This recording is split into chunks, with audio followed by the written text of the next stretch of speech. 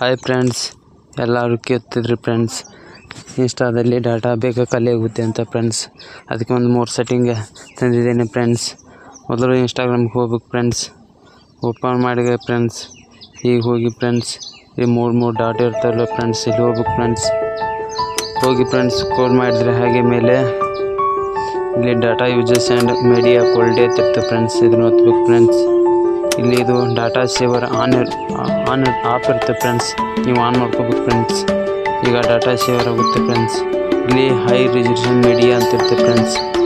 ಇದು ಇದರಲ್ಲಿ ಎರಡರಲ್ಲಿ ಒಂದಿರುತ್ತೆ ಫ್ರೆಂಡ್ಸ್. ಇದನ್ನು ನೀವು ಇದಕ್ಕೆ ಹಾಕೋಬೇಕು ಫ್ರೆಂಡ್ಸ್.